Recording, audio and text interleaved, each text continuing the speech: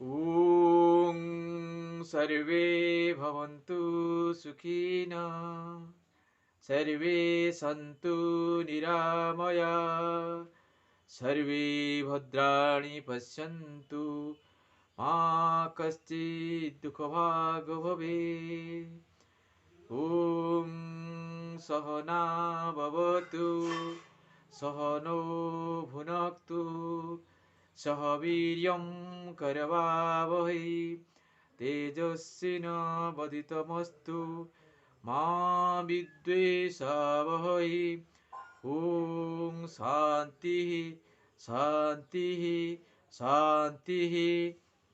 नमस्ते मेरे प्रिय भाई और बहनों, मैं आचार्य सुब्रत कुमार मेरा एपिसोड निरोग भवो का इस अध्याय में आपको तहे दिल से स्वागत करता हूँ और उम्मीद रखता हूँ आप जीवन में स्वस्थ बने, निरोग बने, स्वस्थवान बने, धनवान बने, ज्ञानवान बने और जीवन मुक्त बने। इसी मकसद लेके हम एक वीडियो आपको दे रहे हैं। आप उसको हर दिन देखिए और उससे ज्ञान लीजिए। एक चीज़ में मेरा मन में आता है, कुछ भी काम करने से पहले हमको उसका ज्ञान होना बहुत जरूरी है। इसी विषय में जब हमको सच्ची ज्ञान हो जाए तो इसी ज्ञान में हम, इसी कार्यों में हम सक्सेस बनेंगे, कृतकार्य बनेंगे और सफल कामी होंगे। इसी उम्मीद लेके मेरा आज एपिसोड निरोग भवो का इस अध्याय में प्राणायाम के बारे में चर्चा करेंगे। भाई और बहनों, आप देखिए, हर कोई काम करने से पहले हमको पूर्ण रूप से ज्ञान होना चाहिए। वो चाहे किसी का भी ज्ञान हो, मान लीजिए ड्राइविंग का ज्ञान हो, खेती बाड़ी का काम हो, रसोई का काम हो, ऑफिस का काम हो, बंदूक चलना काम हो, घोड़ा चढ़ना काम हो, जो कुछ भी काम करने से पहले हमको उसका ट्रेनिंग अर्थात तालीम और उसका पूर्ण ज्ञान होना बहुत आवश्यक है। इसीलिए हम आपको बोलते हैं, आप पूर्ण रूप से ज्ञान लीजिए। मेरा ये एपिसोड निरोग भवो। हम देखते हैं अभी सारे संसार में ज्ञान का कमी है और इसी ज्ञान के कारण जो हम लोग कुछ करते हैं उसमें सक्सेस हमको कम मिलती है और हम उसमें पीछे हट जाते हैं। कुछ भी काम करने से पहले हमको ऐसा ज्ञान लेना चाहिए जैसे हम लोग उसमें से उसको अच्छी तरह से करें और उसमें सफलकामी बने। हम देखते हैं अभी जो रोग के बारे में चर्चा हो रहा है, समग्र मानव समाज आज इस वार्ड में, इस जो शब्द में त्रस्त है, भीत है, वो सोचते हैं कभी हमको कुछ बीमारी ना घुट जाए। तो एक चीज देखिए, अभी रोग सिर्फ शरीर में नहीं है, मन में है, चिंता में है, कल्पना में है, काया में है और क्षेत्र में है। हर क्षेत्र में वो एक ऐसा बन गया है कि हर चीज हमको अभी स्वस्थ नहीं दे पाते। इसीलिए हम उसको जड़ से हटाना चाहिए। रोग का मतलब है दुष्ट और अज्ञान का चीज और मैला चीज और डट्टी चीज। कोई भी सफेद चीज में कोई मैला डाल देते हैं तो वो गंदा हो जाता है। मान लीजिए एक गिलास खीर में कोई एक मक्खी गिर जाए तो वो मक्खी पीने का लायक नहीं होता है और वो उसको हमें पीने से हम लोग का स्वास्थ्य हानिकारक होता है। इसीलिए हम कहते हैं कि अभी जो हम लोग का मन है वो मन को निरोग करना पड़ेगा। मन में जो चिंता आता है उसको दूर करना पड़ेगा। हम लोग का चेतना में, चेतन ज्ञान में उसको भी साफ सुथरा करना पड़ेगा, जैसे हमको चेतनवान बन सकें। ठीक इसी तरह कल्पना, क्षेत्र, कार्य, हर क्षेत्र में हमको चाहिए हम कैसे निरोग बने, क्योंकि हमको एक सुंदर हरा भरा समाज चाहिए। सब में आनंद में रहें, खुश में रहें, ज्ञानवान बने, स्वस्थवान बने, धनवान बने। इसलिए हम लोग सबका प्रयास जारी रहेगा, तब हम लोग आगे बढ़ सकते हैं। आज का मेरा अध्याय है प्राणायाम। हम देखते हैं प्राणायाम का बारे में आजकल बहुत चर्चा हो रहा है। बहुत सारे टीवी भी आप देख रहे हैं, वीडियो में भी देख रहे हैं, किताब भी कुछ पढ़ रहे हैं। तो हमको बहुत खुश है, क्योंकि प्राणायाम को एक चीज आपको खोज रहे हैं उसको आपको जरूर मिलेगा। हम इस प्राणायाम का तत्व को आज बताएंगे, उसका ज्ञान क्या है। देखिए, प्राणायाम दो शब्दों का संयोग में बना हुआ है, एक प्राण और आयाम, प्राण युक्त आयाम प्राणायाम। प्राण का आयाम मतलब विश्राम। प्राण को आप जब विश्राम देंगे तो उसका प्राणायाम हो जाएगा। मान लीजिए कोई आप काम किए हैं, शरीर में थकापन आ गया है और आप उसको थोड़ी देर बैठ जाते हैं, विश्राम लेते हैं, उसका बाद फिर शरीर में ताकत भर जाते हैं, मौन दिमाग स्वच्छ हो जाते हैं, फिर आप काम में मग्न हो जाते हैं। मान लीजिए कि किताब पढ़ते हैं, किताब पढ़ते पढ़ते भी आपका मन थक जाता है, थोड़ा बहुत 5-10 मिनट घूम जाते हैं और उसके बाद फिर किताब पढ़ने लग जाते हैं। तो मन का जो थकापन है, मन को विश्राम देने से आपका मन पूर्ण शक्तिवान हो जाएगा। ठीक इसी तरह हम लोग का जो प्राण है वो जन्म से लेकर मृत्यु तक एक पल के लिए भी वो नहीं रुकता है, और दिन भर रात भर एक पल हर टाइम वो काम करता है। और इसी प्राण को आप समझ लीजिए कि वो आत्मा का शक्ति है। हमारा शरीर में कोई चीज है जिसके लिए आप लोग चल रहे हैं, सब कुछ कर पा रहे हैं, आपको देख पा रहे हैं, तो इसी का नाम दार्शनिक तत्व से आत्मा कहला जाता है। इंग्लिश में स्पिरिट कहते हैं, और बाइबल में बोलते हैं body is the temple of God. इस शरीर में भगवान निवास करते हैं। तो इसी शक्ति को हम प्राण शक्ति कह सकते हैं और आत्मा शक्ति कह सकते हैं। इसी प्राण शक्ति हमारा शरीर में चलता है, और प्राण शक्ति के बजाय हर क्षेत्र में हम लोग काम करने का लायक बन जाता है। मान लीजिए आंख का जो शक्ति है वो भी प्राण शक्ति देती है, खाना पचने में जो शक्ति है वो भी आपका प्राण शक्ति देता है, आंख में दिखने के लिए भी प्राण शक्ति हमको शक्ति दिया है। हर क्षेत्र में हमारे शरीर में और चिंता में जो कुछ हम कम कर रहे हैं उसको प्राण ही देता है शक्ति, और इसी शक्ति से शक्तिवान होकर वो कार्य करता है। अब आइए प्राण का विश्राम। आप बोलते हैं उसको कैसे विश्राम दिया जाएगा। बहुत सारे लोग समझते हैं कि जो काम को छोड़ देना ही विश्राम है। नहीं, ऐसा बात नहीं है। हम तो कार्य को छोड़ नहीं सकते। हमको हमारा रोजी रोटी कमाने के लिए, हमको ज्ञानवान बनने के लिए भी काम करना चाहिए, स्वस्थवान बनने के लिए भी काम करना चाहिए, धनवान बनने के लिए भी काम करना चाहिए। मतलब हर वक्त हमको काम करना चाहिए, चाहे वो ज्ञात में हो और ज्ञात में हो। आपको दो शक्ति आप लोग का शरीर में होता है, एक ज्ञात शक्ति है, दो अज्ञात शक्ति है। ज्ञात शक्ति को तो आपको जानते हैं, आप खाना खाते हैं, आप पैदल में चलते हैं, पंखा घुमाते हैं, वो सब ज्ञात शक्ति है। उसके बारे में ज्यादा बोलना भी कुछ नहीं है। लेकिन अज्ञात शक्ति है, एक शक्ति है, मान लीजिए आपको देख नहीं सकते फिर भी उसको थोड़ा अनुभव कर सकते हैं। जैसे खाना खा के रात में हम सो जाते हैं, खाना पच जाता है, उसमें से खाना से खून बनता है, खून से हड्डी बनता है, हड्डी से शरीर का और सब तत्व भी बनता है। तो वो कैसे बनता है? इसी शक्ति को पहचानने से हमको बहुत आनंद मिलेगा, और उसमें से हमको ऐसा आनंद प्रकटित होगा कि हमारा शरीर, मन और आत्मा, प्राण सब में वो पुलकित हो जाएगी। तो अब देखिए मेरा विषय है प्राणायाम। तो प्राण को हम विश्राम देंगे। कैसे विश्राम देंगे? जैसे काम करने से जो काम को हम थोड़ा आहिस्ता आहिस्ता करते हैं उसमें से हमको विश्राम मिलता है। मान लीजिए रनिंग को देखिए, जो रनिंग है, जो लोग मान लीजिए जो 100 मीटर दौड़ता है वो कितना तेजी से भागता है। जो 400 मीटर दौड़ता है और उससे कम तेजी से दौड़ता है। जो 3 किलोमीटर दौड़ता है वो चलने की तरह दौड़ता है।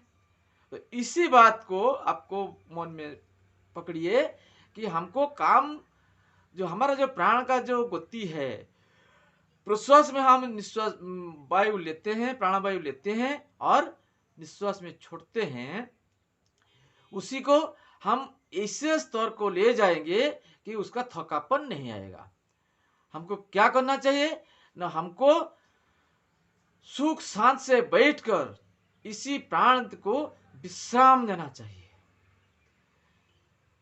विश्राम क्यों विश्राम देंगे वो भी एक प्रश्न है। हम तो बोले हैं विश्राम देने से आप क्या होगा, आपका प्राण पुष्टवान होगा। तो और प्रश्न होता है कैसे पुष्टवान होगा? देखिए जी, मैं योग साधक हूँ, 35 साल साधन करके अष्टांग योग साधन करके योग से जो 8 अंग है, यम नियम आसन प्राणायाम प्रत्याहार ध्यान धारणा समाधि, उसको पालन करके हम शक्तिवान बने हैं और सिद्धि लाभ किए हैं। तो प्राणायाम के बारे में मेरा जो सिद्धि है, मेरा जो अनुभव है, वही आपको दे रहा हूँ, क्योंकि मेरा कर्तव्य है, परम कर्तव्य है, ये समाज को सुस्थ रखना, सबको आनंद देना, सबको निरोग रखना, वो मेरा परम कर्तव्य है। तो अब ध्यान से सुनिए, तो प्राण को कैसे विश्राम दिया जाए। एक चीज आपको बता देते हैं। प्राण क्या होता है? प्राण एक शक्ति है, वो आत्मा का विशेष शक्ति है, और वो शक्ति शरीर का अंदर भी है और शरीर का बाहर भी है। अखिल विश्व ब्रह्मांड और शक्ति मिला हुआ है और उसका अंश हमारा शरीर में है। एक उदाहरण आपको देते हैं। अब एक लड़का जब गुड़ी उड़ाते हैं, उसका हाथ पर नोटई होता है, और उसका नोटई और गुड़ी आकाश में और पतंग आकाश में उड़ता है, उसका बीच में एक सुत्ता जुड़ी हुई है। इसी सुत्ते से वो गुड़ी आकाश में इधर उधर घूमता है। लड़का एक जगह में बैठ के भी उसको जला सकते हैं। ठीक इसी तरह उसको उल्टा पकड़ लीजिए। हम ही लोग जितना जीव है, मान लीजिए स्थावर और अस्थावर, सब मनुष्य जीव जंतु पेड़ पौधा, सब में हम लोग पतंग है। और उसमें महाप्राण स्तर, जो ओजन का एक स्तर है, साइंस भाषा में बोलते हैं, उसी स्तर महाप्राण का स्तर है, दार्शनिक भाषा में, आध्यात्मिक भाषा में। और हम लोग का एक अंश यहाँ पतंग की तरह हम लोग घूम रहे हैं। अब जब बस में भी चलते हैं, आपका साथ भी प्राण वायु है। अब जब ट्रेन में जाते हैं, उसका साथ भी आपको प्राण चलता है। अब जो पानी में जो लोग भाई मोर लोग पानी में डुबकी लगा काम करते हैं, वो भी प्राण वायु काम करता है। तो उसी को समझिए, पतंग जैसे आकाश में घूमता है, ठीक उसी तरह हम लोग इस संसार में, इस विशाल पृथ्वी में इधर उधर घूमने से भी वो हमको इसी स्तर से हमारा बैठे लगा हुए हैं। तो वो एक जगह में है और हम लोग इधर चारों तरफ घूम के हम उसको से हमारा प्रश्वास में जाता है और शरीर को शक्ति देता है। तब इसी तो कैसे बनता है न, आप देखिए, हमारा नाक का अंदर जो प्रश्वास आता है, वो माना जाता है कि वो 6 अंगुली तक आता है। तो 6 अंगुली आने के बाद वो वायु में मिल नहीं जाता है, क्योंकि वो शक्ति है, सूक्ष्म शक्ति है। फिर दूसरा बार आता है 6, दूसरा बार, तीसरा बार 6, चौथा बार 6, ऐसा 6 अंगुली को लेकर 6 अंगुली में कड़ी बन जाता है। जब जंजीर देखे हैं, लोहे का जंजीर आप तो देखे हैं, एक एक कड़ी समझिए, एक एक कड़ी में हम लोग का प्राण वायु उसमें समा है। और एक एक कड़ी जाके, कड़ी जाके महाप्राण स्तर में वो घुसता है। महाप्राण स्तर वो उसको ओजन स्तर में कहते हैं। वो O3 से गठित हुई है, मतलब ऑक्सीजन का 3 परमाणु से एक अम्लजान अणु गठित है। वही जो हम लोग का शरीर में घुसता है, वो हमको हमारा कार्य में आता है। और बाहर में जो O2 है, वो जो हम लोग का बाहर चारों तरफ जो फैला हुआ है, वो हमारा काम में कुछ भी नहीं आता है। वो एक बार अच्छा ध्यान से सुनिए, तो उसको भी आपको समझा देते हैं। हम लोग साइंस बोलता है कि 71% जब ऑक्सीजन है, 21% आपका ऑक्सीजन है। तो 21% ऑक्सीजन, फिर 1 मिनट में हम लोग का प्रश्वास, निश्वास और प्रश्वास मिलके 17 बार चलते हैं। तो मान लीजिए 21 भाग जो अंगार का अम्लजान होता है, उस 1 मिनट में कितना आए, मतलब जो कड़ी से माप देने से 1.5 कड़ी, मतलब 6 3 9 अंगुली हम लोग का पास घुसा है। उसमें ऑक्सीजन है और बाकी सब ऑक्सीजन विहीन है। तो इतना थोड़ा ऑक्सीजन जाएगा, हम लोग कैसे निश्वास नहीं पाएंगे? कैसे हम लोग का शरीर में जो जीव है, जो सेल्स है, जो अणुजीव है, और सबको ऑक्सीजन चाहिए। तो बाहर का ऑक्सीजन वो लोग नहीं ले पाते, उनको चाहिए वही प्रश्वास का जो ऑक्सीजन है, सिर्फ O3 मॉलिक्यूल से। आप वो भी एक उदाहरण आपको देते हैं।